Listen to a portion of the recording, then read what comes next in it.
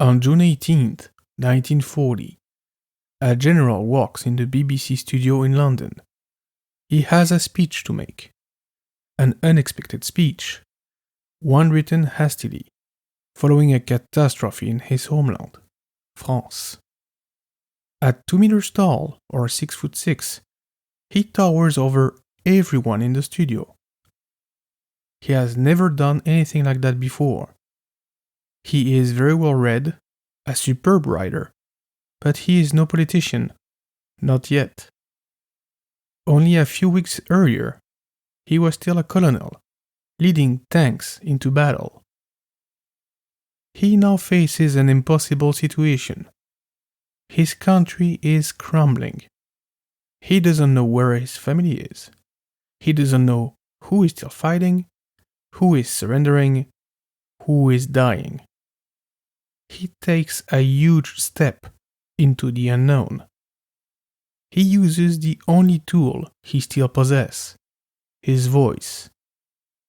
At 10 p.m. London time, he begins. He states that France was defeated by German tanks, airplanes and tactics.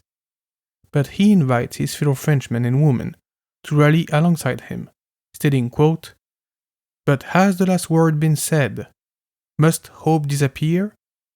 Is defeat final? No." He concludes his speech with this sentence: "Whatever happens, the flame of the French Résistance must not be extinguished, and will not be extinguished." End quote. That man is Charles de Gaulle.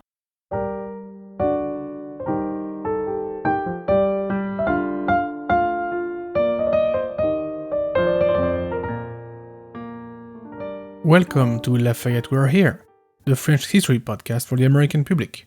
I am your host, Emmanuel Dubois, and today we're talking about Charles de Gaulle, the famous general who led the French Resistance during the war before becoming president, and the father of the current French political system, the Fifth Republic. De Gaulle is a very, very complicated man. You will often read in the same paragraph that he was ultra-conservative, but that he was a troublemaker and favored change. If anything, de Gaulle proves that great leaders are rarely black or white, but often many shades of grey. I shall offer you here an overview of his character and what he did. Hopefully, this will help you understand Le Grand Charles a bit better. The main constant in de Gaulle's life is his firm belief of France's special place in the world. In his war diaries, de Gaulle wrote, quote, "La France ne peut être la France sans la grandeur," or "France cannot be France without greatness." End quote. That very romantic view of his homeland will guide Charles his whole life, and it has its origins in de Gaulle's childhood. De Gaulle was born in Lille, northern France, on November 22nd, 1890. This city is about 80 kilometers south of Dunkerque and 115 kilometers west of Brussels. His parents, Henri and Jeanne, are both from the same region. They are actually first cousins, quite common among all families in northern France. They are not poor, but they are relatively modest. They will have 5 children in all, Charles being the third. They will spend most of their lives in Paris, although they remain very attached to Lille and their families there. The de Gaulle are Catholics, monarchists, very strict, and traditionalists. From a very young age, Charles is told about France's greatness, her history, her accomplishments, how the best a man can hope to achieve is to serve France in the most useful manner. His father, a teacher, provides his son with a very complete education, especially in literature. His mother, with whom he will remain very close all her life, was more involved politically and infused the young Charles with traditionalist and patriotic values. At a very young age, Charles proves to be very smart, a quick learner, and a hard worker. He is also very well read and an excellent writer. He is, however, very stiff and doesn't have any charm. He impresses with his intellect and knowledge, not with his manners. He can be tough, even brutal, although he is never described as cruel. In his teens, he has few career opportunities. The obvious choice for him is to join the army, to serve his country. So, he joins the Saint-Cyr military school in 1908 and starts training to become a French officer in the infantry. His first posting arrived the year after that, at Arras, about halfway between Lille and Paris. That is where he meets Colonel Philippe Pétain. This officer, also a man of the North, will have a tremendous impact on de Gaulle's life, as we shall see. Now a part of the 33rd Infantry Regiment, de Gaulle impresses by his sheer intellectual capabilities. Pétain notices him because of that, even though they don't have much time for literary discussions and intellectual exercises. De Gaulle knows who France's enemy is at the time: Germany. The sole focus of the French army of the early 20th century is to prepare for the next war with the Germans, who bested France in 1870-71 and took away Alsace-Moselle. All French soldiers and even citizens know this, and de Gaulle, a patriot amongst the patriots, is keenly aware of that. His performance as a cadet officer is good, but not stellar. He is noticed for his physical attributes. At almost 2 meters tall, he towers over his comrades. He is nicknamed the Great Asparagus because of his size, but he is well liked and respected by everyone. He graduates in 1912 with the rank of second lieutenant. As an officer under Philippe Pétain, de Gaulle learned many elements of leadership. Pétain, although approaching retirement at this time, was an extraordinary leader of men. He was intelligent, inspiring, and energetic. De Gaulle later said that he owed a lot of his commanding and leading skills to Pétain.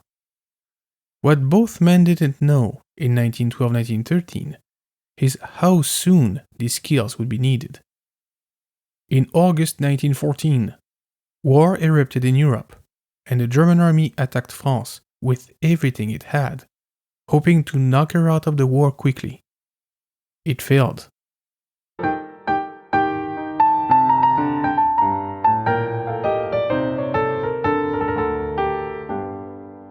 Charles is mobilized right at the start of the war. His brothers, Xavier, Jacques, and Pierre, are also called. France had mandatory military service at the time, so even men who were not military were called up right after the declaration of war. All 4 brothers will survive the war, but it will leave deep marks on them and on France. Charles is extremely enthusiastic. That war is his chance to prove his worth to France. To him, there would not be any greater honor than to die on the field of battle, or to achieve some remarkable military feat. It shows in his correspondence with his mother, to whom he writes very regularly, where he demonstrates his great enthusiasm and his trust in his comrades. However, he'll quickly be disappointed. Charles takes a bullet to the leg on August 15, 1914, and has to be sent at the back to be treated. He rejoins the front after a long time in the hospital, only to be wounded again, this time at the head, in March 1915. During his time at the front, de Gaulle shows initiative, leadership, and remarkable personal courage, exposing himself regularly. His superiors even consider him reckless. Some joke about him being such an unmissable target because of his size. Another trait starts to appear in the young man, though: his unwillingness to accept defeat. France had to be the victor at all costs. He agreed with Pétain's view that one must bring the maximum firepower he possibly can and concentrate it in an attack to break the enemy, rather than trying to have an equal strength all along the front line. However, he did not share his views that you'd have to be very prudent with your men's lives. De Gaulle believed that sacrificing oneself for France was always worth it. He certainly applied his own philosophy, risking his life multiple times, never panicking under heavy fire, even once being saved by the corpse of an officer who fell on top of him and absorbed a burst of bullets headed for him. But that stubbornness and even recklessness will remain and inform de Gaulle's decisions and actions in the following years. Charles is wounded another time at Douaumont during the Battle of Verdun in March 1916. This time, he is made prisoner and sent to a POW camp in Germany. The French believe him dead, and Pétain himself, now the most prominent French general, wrote an eulogy of the supposedly dead young officer. Despite his tentatives to escape, some of which actually worked, but Charles was recaptured, his role in the First World War was over. After the war, de Gaulle participates in the French war effort in Poland in 1919-1920. He improves his military thinking, notably on the use of tanks.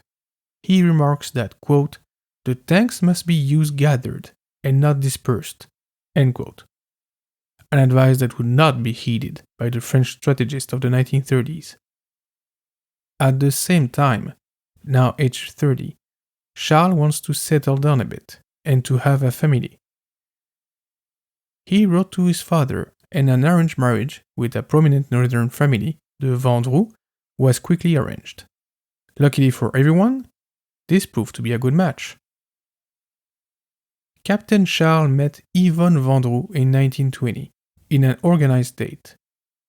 She was the daughter of an industrialist and 10 years younger than Charles. They quickly fall in love, Yvonne even declaring it will be him or no one. Like Charles, Yvonne is deeply Catholic, traditionalist, and very private. That is another trait that they have in common. Even when they become public figures, the couple will remain very secretive about their private lives, letting nobody in, and almost never giving interviews. They marry in April 1921 in Calais, and have their first child, Philippe, in December of the same year. They will also have 2 daughters, Elizabeth, born in 1924, and Anne, born in 1928. Let me digress a bit about Anne. She was born with Down syndrome, as well as severe intellectual deficiency. She barely spoke and could not even feed herself properly. She needed constant care, and the normal course of action for a well-regarded family like the de Gaulle would have been to have her put in some institute somewhere. Charles and Yvonne never even considered doing that. They took care of their little girl and were extremely devoted. Charles was very undemonstrative by nature, but he would be with her. He did everything he could to ensure her happiness and well-being, as did Yvonne. Charles de Gaulle might be faulted for many things, but I do not think his parenting can be put into question. While his family grew, Charles continued his military career, again close to Philippe Pétain. He is admitted at the École de Guerre in 1922 and joins the personal staff of the now Marshal Pétain to help him write his book France and Her Army. Being under the wing of Pétain had huge advantages. Nobody dared say no to the victor of Verdun, but it will eventually lead to resentment and even enmity. During the 1920s, Pétain made sure that de Gaulle's qualities were recognized, even if the infantry captain was far from always obedient and respectful of his superiors at the École de Guerre. Under Pétain's leadership, de Gaulle started working on his military strategy and philosophy. He will eventually publish 2 books to that effect. Le Fil de l'Épée in 1931 on the subject of leadership and morale, and Vers l'armée de métier in 1934, where he recommends the creation of autonomous tank divisions rather than their use as infantry support. The titles can be translated as The Edge of the Sword and Towards a Professional Army, respectively. Most of the French political class will ignore his writings, with the notable exception of Paul Reynaud. What is certain is that the French military deciders did not care for de Gaulle's views. Pétain arranged for de Gaulle to join the Secrétariat Général de la Défense Nationale, or General Secretariat of National Defense, where de Gaulle gets his first taste of politics. But the two men are at a crossroads. De Gaulle later claimed that he was already seeing signs of decline in Pétain, that the old soldier had run his course. Pétain was 75 at the time, so it is quite possible that he was not as sharp as he used to be, and that de Gaulle noticed this. The two men had a small falling out. Pétain judged de Gaulle too ambitious for his own good, and de Gaulle judged Pétain's views to be stubborn and outdated. By the late 1930s, they barely have any relationship anymore. In 1937, Charles is affected to the 507th Regiment of Combat Tanks as its colonel. That is the post he occupies when war is declared once again against Germany in September 1939.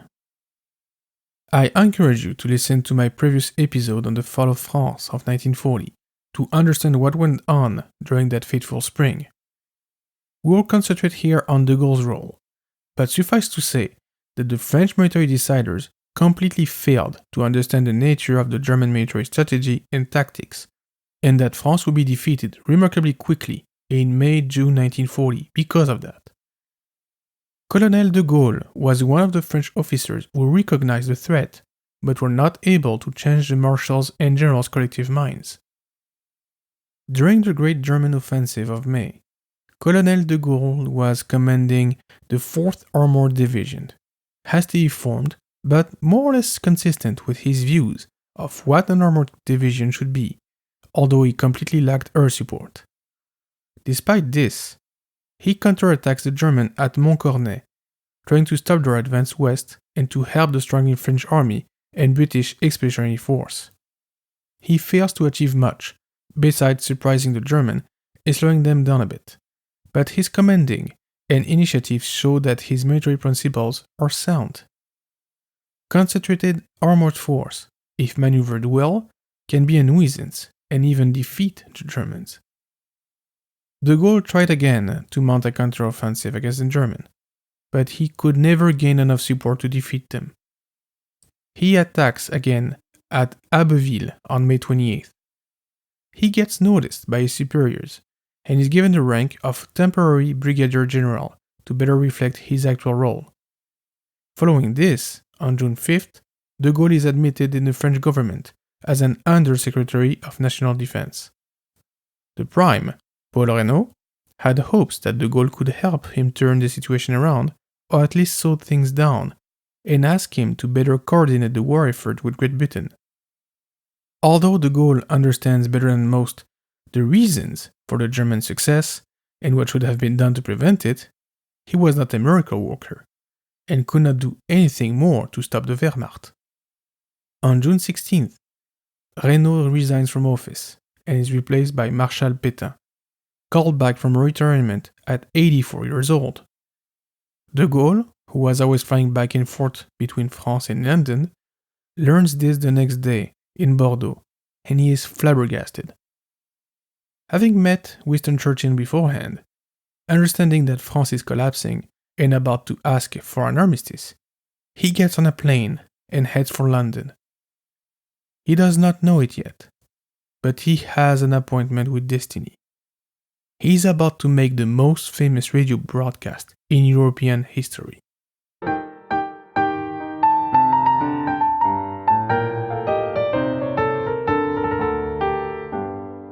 Once in London, De Gaulle manages to get Churchill's support and is allowed to use the BBC studio to broadcast his appel, his appeal. His call for the French not to despair, but to resist. Not to surrender, but to keep fighting. Not to hide, but to come join him in England, to regroup, and strike back. Let me read you his appeal. It's quite short, but striking, prescient in some ways, and speaks volumes about de Gaulle's aims and personality. Here goes, quote, "The leaders who, for many years, were at the head of French armies have formed a government. This government, alleging our armies to be undone, agreed with the enemy to stop fighting. Of course, we were subdued by the mechanical, ground, and air forces of the enemy. Infinitely more than the number, it was the tanks, the airplanes, the tactics of the Germans which made us retreat. It was the tanks, the airplanes, the tactics of the Germans that surprised our leaders to the point to bring them where they are today. But has the last word been said? Must hope disappear? Is defeat final? No. Believe me, I speak to you with full knowledge of the facts and tell you that nothing is lost for France. The same means that overcame us can bring us to a day of victory. For France is not alone. She is not alone. She is not alone. She has a vast empire behind her. She can align with the British Empire that holds the sea and continues the fight. She can, like England, use without limits the immense industry of the United States. This war is not limited to the unfortunate territory of our country. This war is not finished by the Battle of France. This war is a worldwide war. All the faults, all the delays, all the suffering do not prevent there to be, in the world, all the necessary means to one day crush our enemies. Vanquished today by mechanical force, we will be able to overcome in the future by a superior mechanical force. The destiny of the world is here. I, General de Gaulle, currently in London, invite the officers and the French soldiers who are located in the British territory or who could come there with their weapons or without the weapons. I invite the engineers and the special workers of armament industries who are located in British territory or who would come there to put themselves in contact with me. Whatever happens, the flame of the French Résistance must not be extinguished and will not be extinguished." End quote. De Gaulle understands the true scale of the war. He understands the role of the United States. He already sees a way for France, defeated and humiliated, to get back on her feet and to restore her status and sovereignty. But the road will be long and difficult. There will be many, many issues, and some of them won't come from the Germans. Over the next few years, de Gaulle will be at odds with Churchill, Roosevelt, and other leaders as well as the Germans. What amazes me also is that he does all this without having any clue where his family is. Luckily, Yvonne is very resourceful.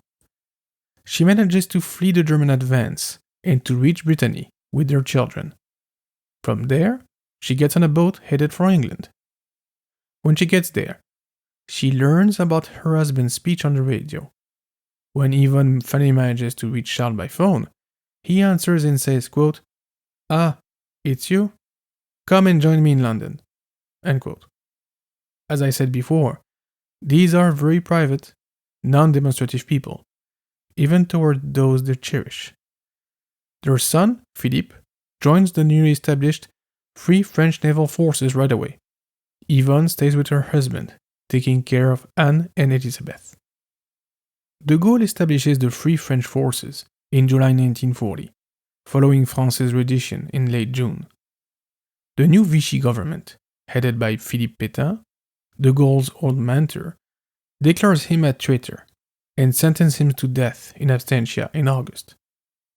De Gaulle struggles immensely, as only a limited number of French people rally to his cause at the beginning, He lacks credibility and support.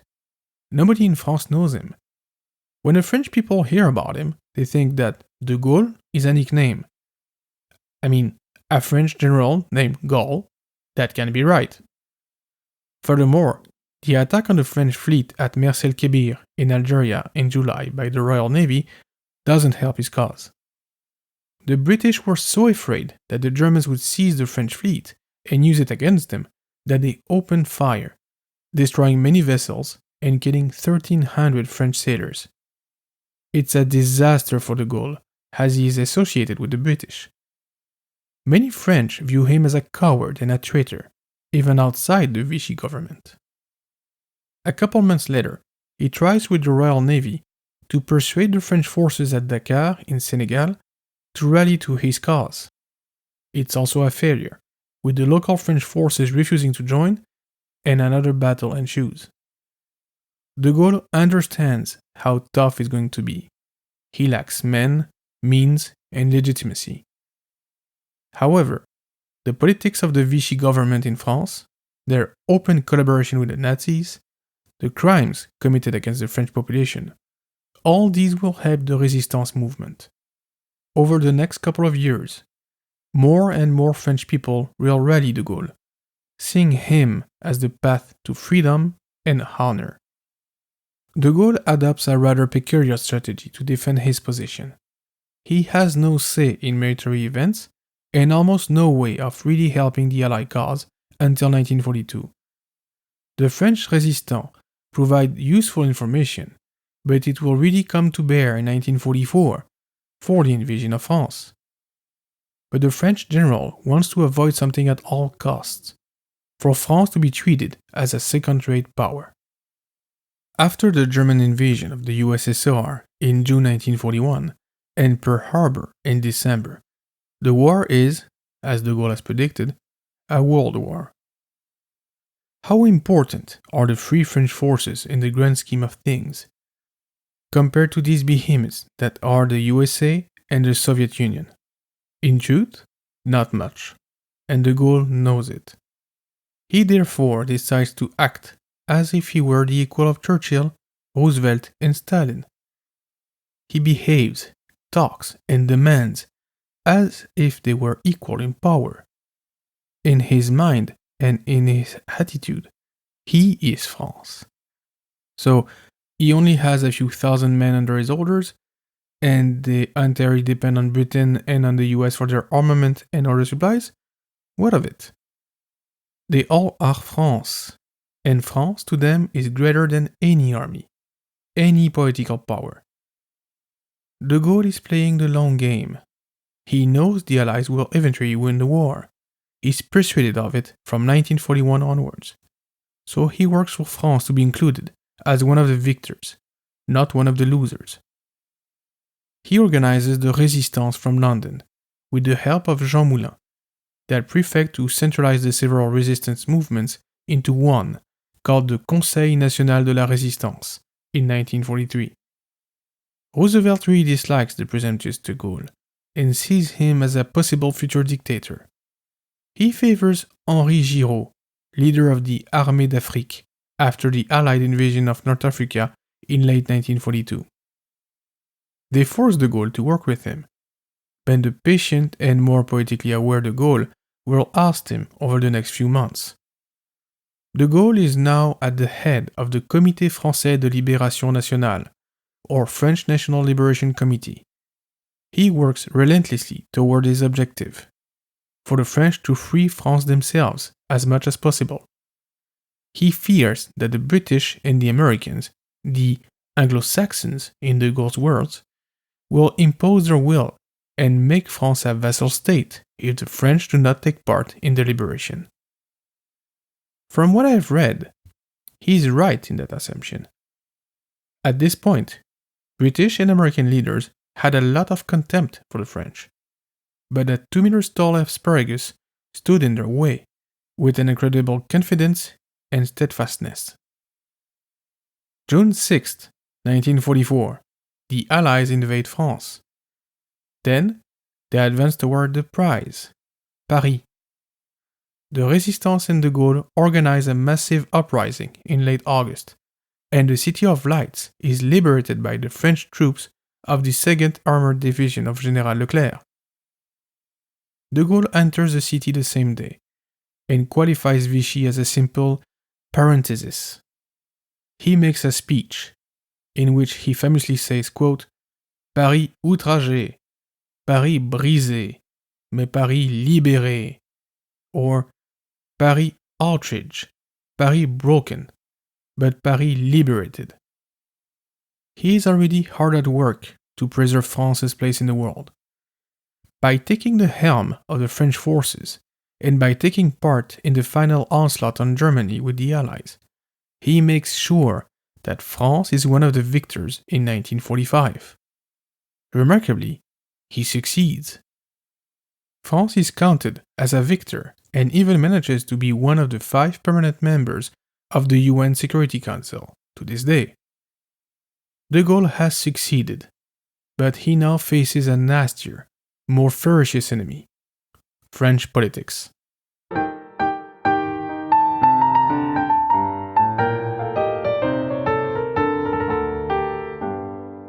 By 1947, de Gaulle has founded his political party, but he is ousted of French politics. More experienced political figures managed to make the newly established Fourth Republic work in their advantage, and basically tell de Gaulle, "Thank you for your service, now go back home in Colombey." De Gaulle criticizes the newly formed French Republic. It is very similar to the Third Republic. It's a parliamentary system and is very prone to weak governments and continuous elections. He favors a stronger executive branch, a change of paradigm, a sort of republican monarchy where the president, the elected sovereign, would wield much more power. But as I said, he fails and he has to leave the political scene. From 1948 onwards, the name of de Gaulle is associated with French resurgence, but as a memory, nothing more. It's also in 1948 that his daughter Anne dies. She died of pneumonia in her father's arms. Charles and Yvonne were deeply affected by her death, but sought to help other parents in their situation. Back in 1945, they had created the Anne de Gaulle Foundation to harbor and help young women who were, quote, without resources, benefiting from the help of public assistance, and preferably from families affected by the war.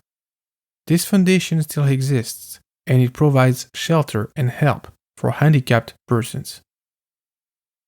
Over the next decade, the French government will work to rebuild France, completely devastated by the war.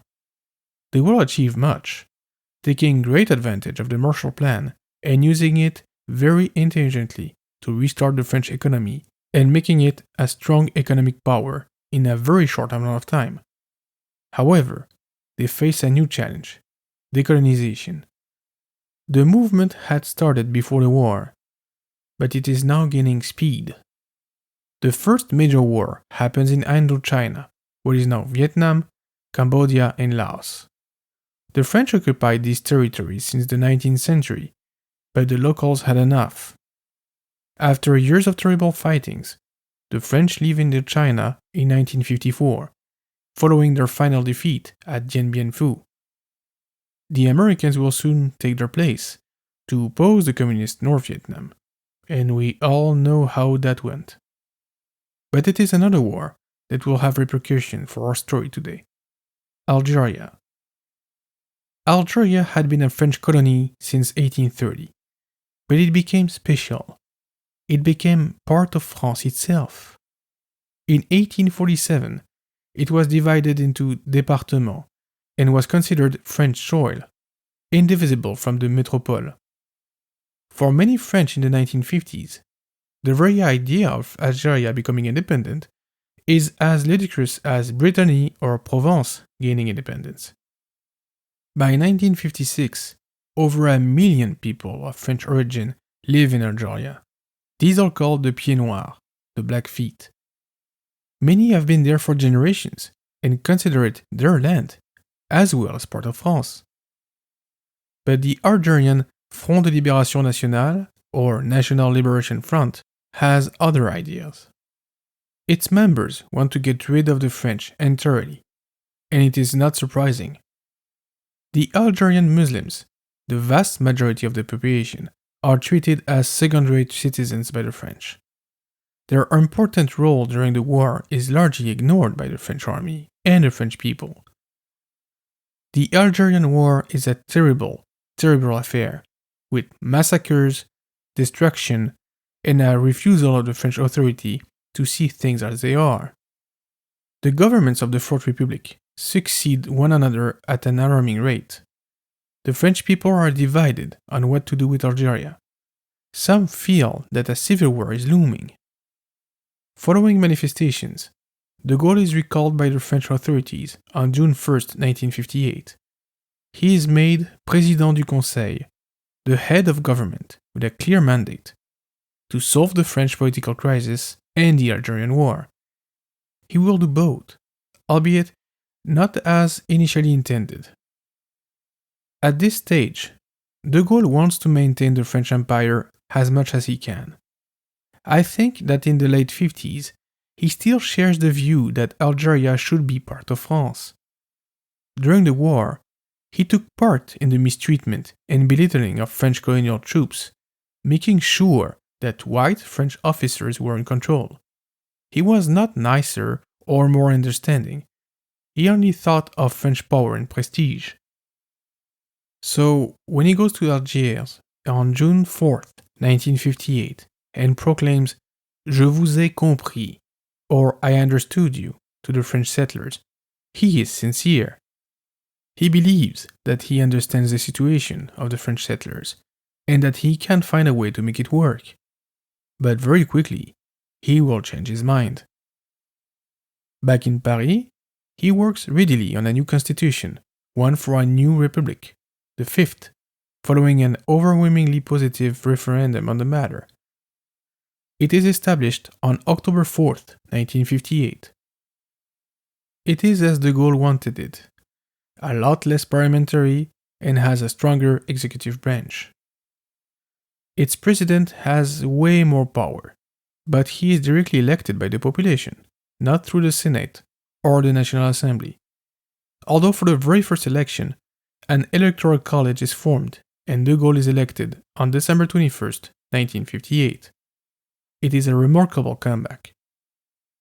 France is still under that republic, so de Gaulle's mark on the country's political course cannot be understated. Now in charge, de Gaulle has to deal with Algeria. He quickly realizes that the situation is untenable and that making the war last would only be detrimental for France. That's where another key element of his character shows. He adapts. He therefore starts working towards Algerian self-determination in 1959, for its eventual independence in 1962. Many pieds noirs and soldiers lived that as a betrayal.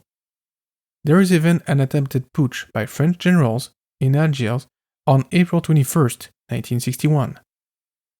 De Gaulle and his wife are even the victims of an assassination attempt in August 1962, known as the Attentat du Petit Clamart.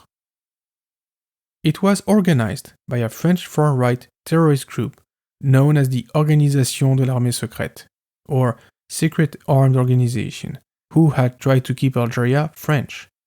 They had failed, as Algeria became independent in March 1962. They also failed to kill de Gaulle, who emerged unscathed, as well as his wife and her son-in-law. Charles and Yvonne remained calm, as ever. Charles was even heard saying to his wife, "You are brave, Yvonne." What a couple. As I mentioned, de Gaulle adapts easily. During the Second World War, he worked with French communists in the Résistance and was willing to make them a part of the French government after the war. He also did not fear the Soviet Union, like the Americans or the British did. Even though he's an old-school military guy, one with a strong Catholic upbringing and marriage, he often do not follow the classic conservative way. He works towards what he believes to be the superior cause, France.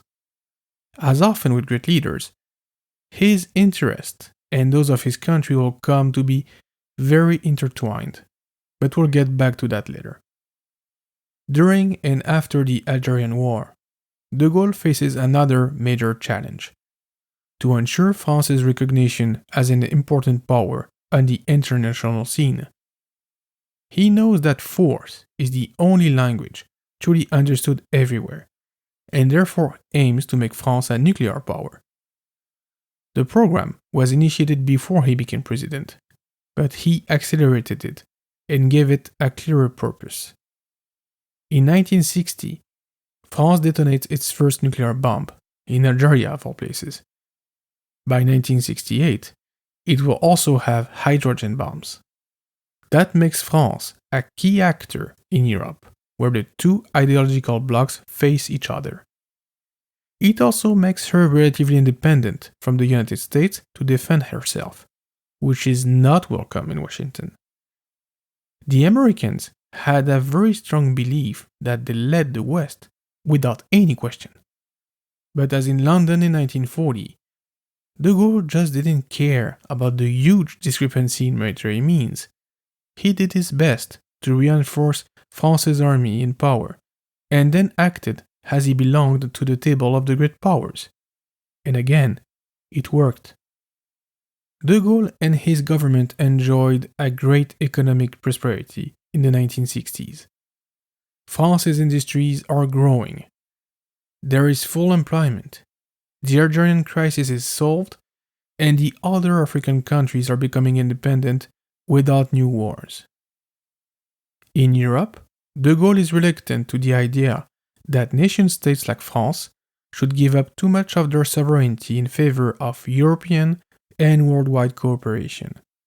That is why, for example, he opposes the entry of Great Britain in the European community, saying that it would be a Trojan horse for American interests. De Gaulle still sees the British and the Americans as these Anglo-Saxons that want to take advantage of France and Europe, and he opposes them strongly. De Gaulle is also not easily impressed. When John and Jackie Kennedy visit France in 1961, de Gaulle basically ignores the American president in favor of his wife.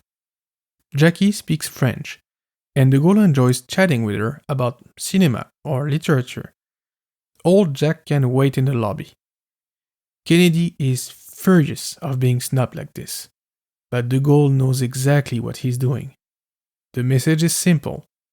You might be the leader of the free world, the president of the most powerful nation on earth, but when you are in France, you obey my rules. I won't bow before you. I won't be your servant.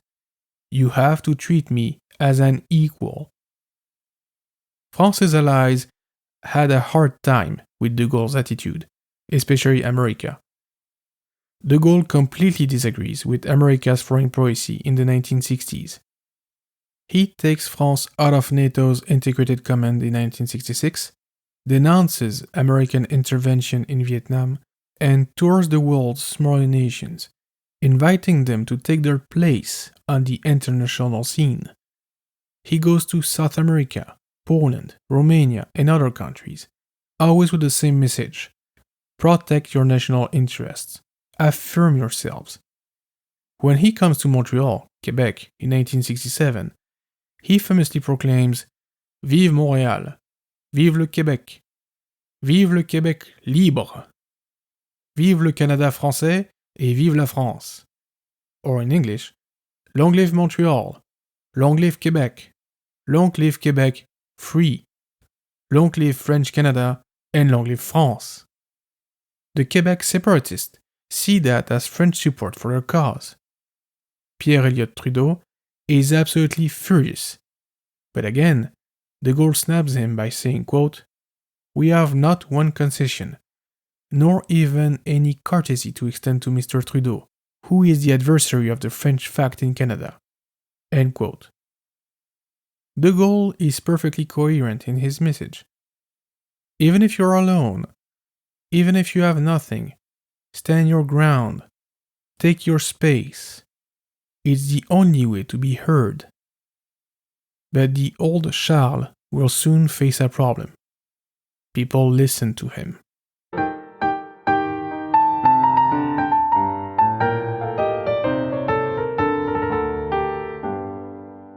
France and Europe in the late 1960s are experiencing huge changes.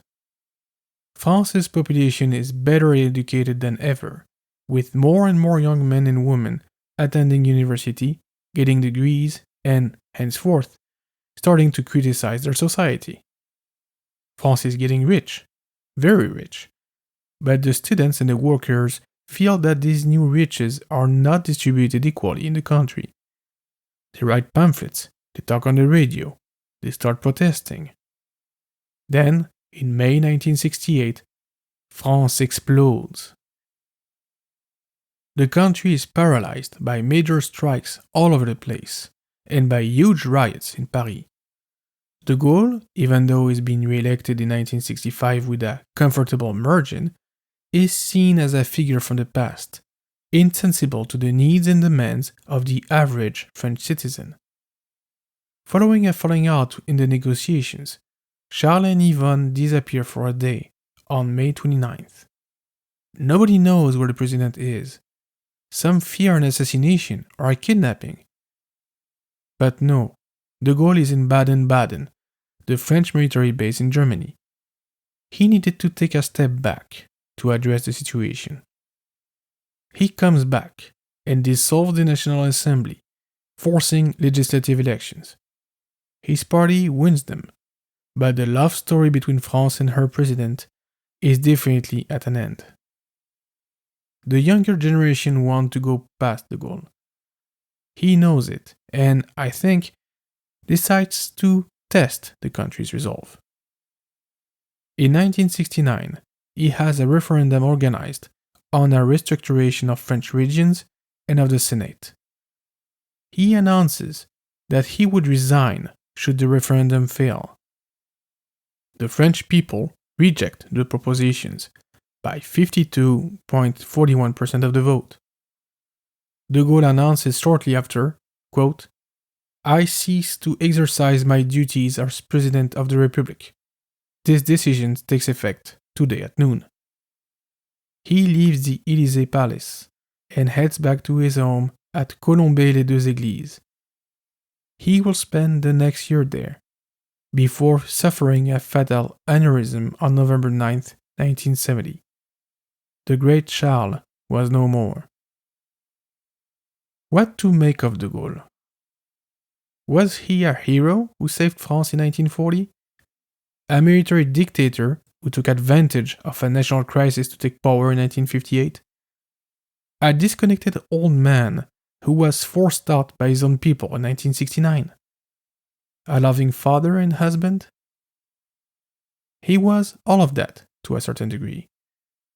He wrote in his memoirs that, quote, "All my life, I got a certain idea of France, feeling inspiring me as well as reason." End quote. De Gaulle had a very romantic view of his homeland. He saw France as a unique place in the world, held culture, integrity, and power as something worth fighting for, something above his own stature or prestige. That is not to say that he was not ambitious, he certainly was, but I think that he believed his ambition to be France's ambition. In the late 60s, he clearly had trouble to make the distinction between his desires and what the French people actually wanted. When he finally realized it, he simply left. Some politicians should learn that lesson. De Gaulle had been the leader of the French Résistance, the man of the 18th of June, as we call him. That radio broadcast and his struggle during the war had an immense impact on France's future and fortunes. I believe it cannot be understated, especially given the lack of means at de Gaulle's disposal. He basically bluffed everyone. By saying that he was important, that France was important, he created that importance. He made bigger players accept it. A remarkable tour de force, if you ask me. He has the same attitude as President on the international scene after 1958. His handling of the Algerian War remains a very hot topic, however. Some French still see him as a traitor who promised to defend French interests abroad only to give them away at the first occasion. Others see him as a pragmatic man who recognized that the war was lost and that negotiating Algerian independence was better than fighting over it. I fall in that camp. De Gaulle was no idiot and no ideologue.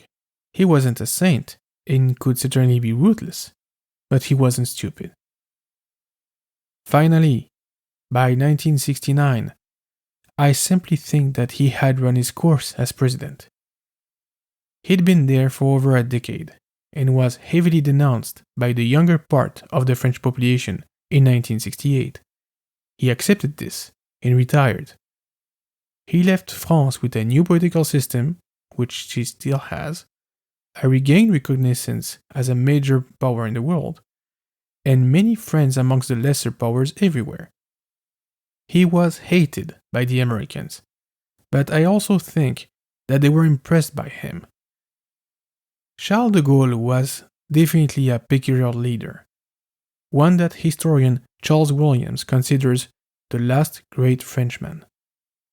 The Great Asparagus, the Grand Charles, was a man who you could say no to, but he would answer you, "Je m'en fiche, I don't care." Thank you for listening. Au revoir. You can find the Lafayette We're Here podcast wherever you get your podcasts, or on LafayettePodcast.com. If you enjoy the show, please consider becoming a patron at patreon.com/Lafayette Podcast. You can also reach me on social media or by email. All the links are on the website. The music for this podcast is the Marche pour la cérémonie des Turcs, composed by Jean-Baptiste Lully, arranged and performed by Jérôme Arfouche.